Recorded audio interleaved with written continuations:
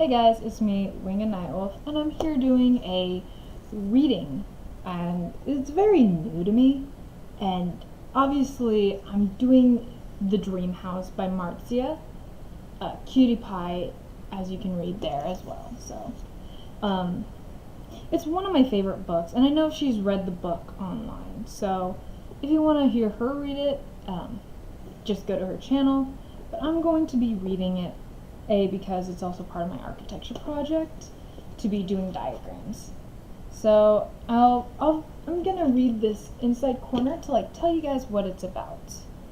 It's everything she's ever wanted in a home. So when the Blooms invite her to stay the night to avoid an impending storm, she instantly accepts. Yet when she wakes up the next morning, alone and unable to bring herself to leave, Amethyst comes face to face with unexpected twists and turns, like Alfred, the creepy gardener, Avery, the handsome but secretive neighbor, and a little girl who keeps appearing and vanishing within the house. As Amethyst searches for the Blooms and tries to unravel the truth, her connection to the house only grows stronger. Will she be able to break free of the house's allure? Or will its secrets keep her trapped forever? So, if this sounds like a book you guys want to either read on your own, then it's fine, but I'm going to be reading it. So, we'll start with the dedication page. To my family, who have always allowed me to express my creativity freely. To Felix, my partner, who believes in me and keeps me positive, and she means PewDiePie. And to my marzipans, who never fail to support me. So, Dream House. Day 1. There it is, right in front of me. A one-story Greek revival house, probably dating back to the early 1900s by the look of it. From the gate, a path of small flagstones cross the front garden, ending at 3 small steps which lead up to the porch. A row of columns supporting a triangular pediment with a small bullseye window adorn the facade, and between them I can see a rocking chair among the potted plants. The whole thing is painted a luminous white, which is set off by the pale blue of the shutters flanking its narrow windows. It's surrounded by neatly trimmed green lawns, perfectly tonsured hedges, and immaculate flower beds, and they all suit the place perfectly. A thin trail of smoke rises from the chimney on the pointed roof. To one side, the top of a church spire peeks out from behind distant trees, while the other, the dark tiles of a neighbor's roof are visible. I somehow have the strangest sensation that this is all I have ever dreamt of, ever since I was just a little girl, of owning a modest yet exquisite house. A house like this, surrounded by fields, and the odd neighbor. And now it seems as though the image that I've been gradually assembling in my mind since childhood has come vividly to life right in front of me, just so that I can admire it in all of its splendor. I stand there, by the black iron gate that separates me from the tidy garden, and stare at the doorbell, an elegant little gold button set below a brass nameplate that evidently no one has ever bothered to use, undisturbed as it is by a name. The unengraved nameplate might suggest there's nobody currently living in the house, but the sight of a well-kept grounds gives the lie to the idea, and holds me there, transfixed, perfectly still, immobile, frozen, wondering how exactly I even arrived here in the first place. I never noticed this house before, and yet it's always been right where it is. I know that. Somehow. Blanketed by the woolly clouds of deepening autumn, The sky is getting darker and darker by the second. That's the way it feels, at least, although I don't really have any idea how long I've actually been standing here, my finger suspended mid-air aimed at that lonely button.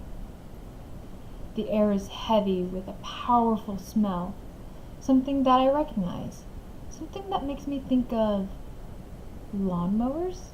Is it oil? Or maybe kerosene? I don't even know what it is. I'm standing here waiting for. But there's definitely something holding me back from ringing the doorbell. It's as if I'm not supposed to be here now, in this particular moment.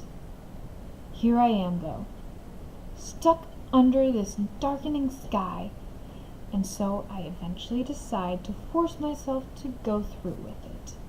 I close my eyes, take a deep breath, and begin to move my finger forward. But before it gets close enough to make contact, I hear a worried voice from nearby asking, "Are you all right?"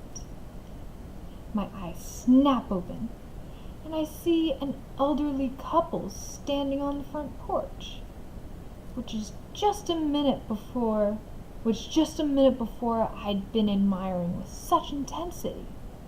I stare at them, not uttering a single word. Looking increasingly unnerved, the lady slowly descends the steps and walks down the path toward me. The old man close behind her.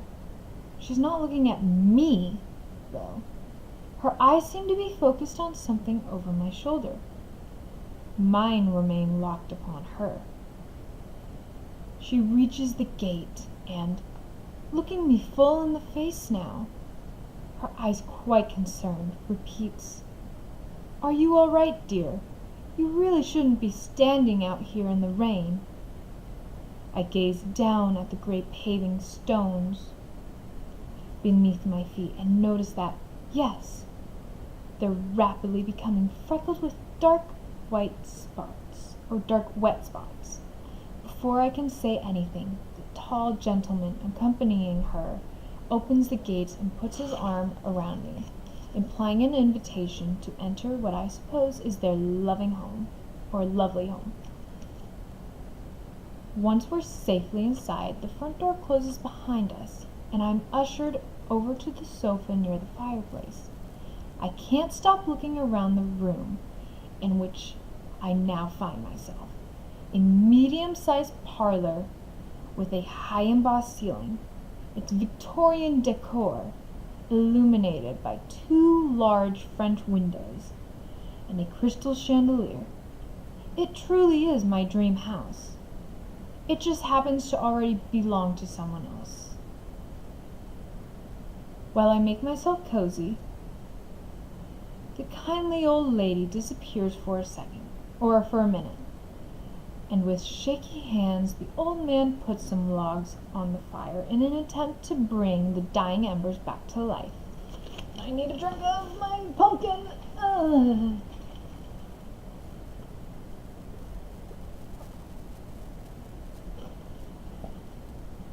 Okay, back to the story. Strangely enough, I have the feeling now that I am exactly where I'm supposed to be. Not like before. I don't want to leave, even though that very soon I'll have to. And that I don't actually have any real excuse for being here to begin with.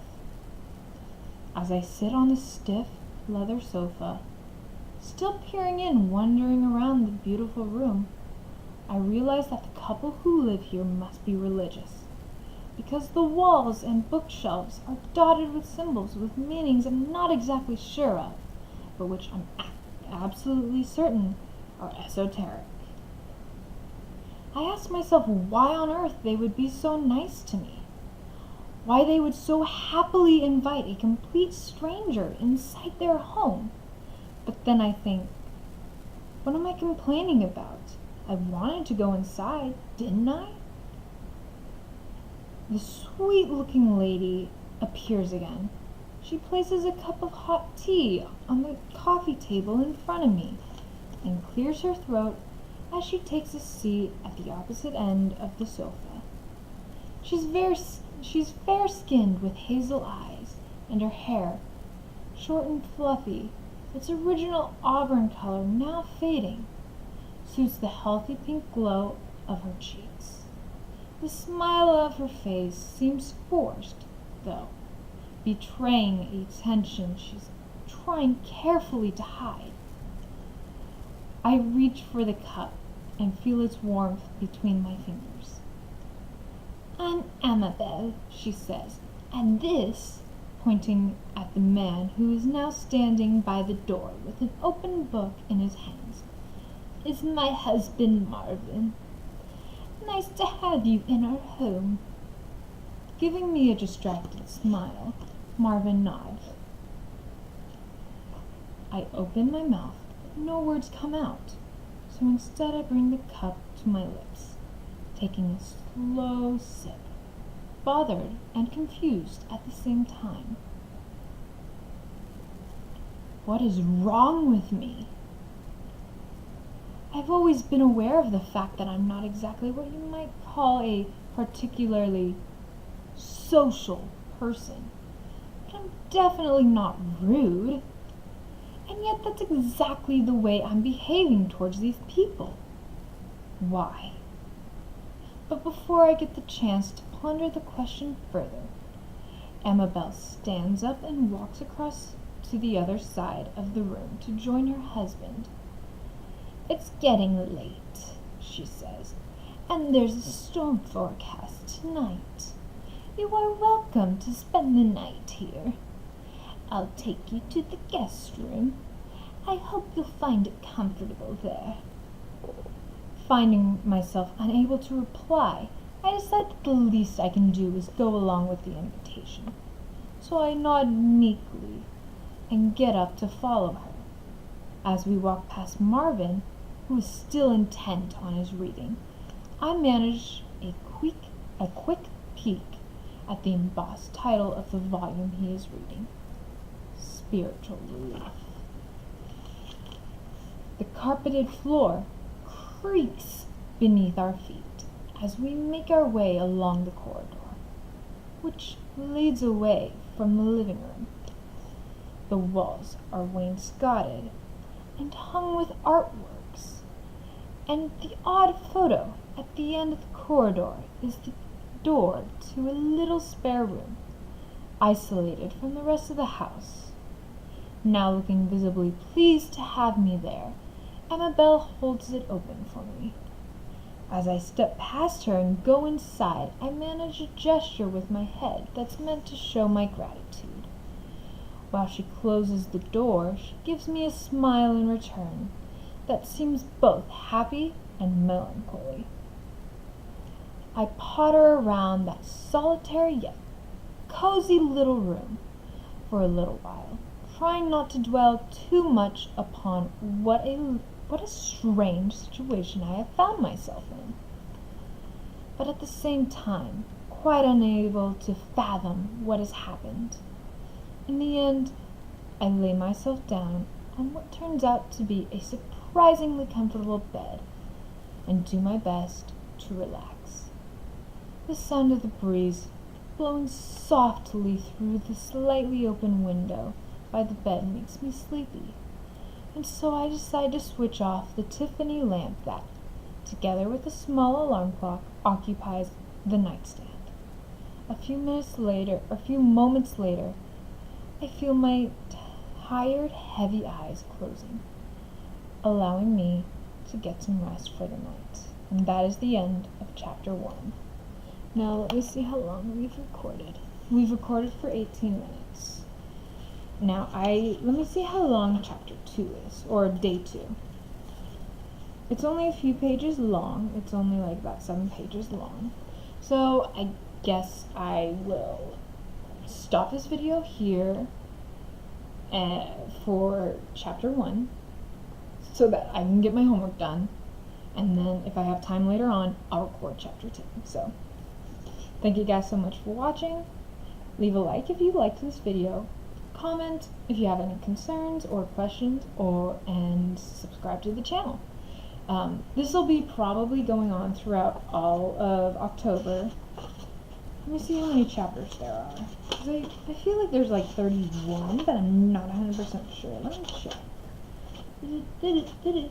Yeah, there's 31. So that's enough to do one a day for October. Hang on, I think there's like a couple of chapters that's like 1 page long, if I'm not mistaken. So because like if I remember correctly, there was a couple of pages where she kind of like passes out, and so it's just like blank pages for a while.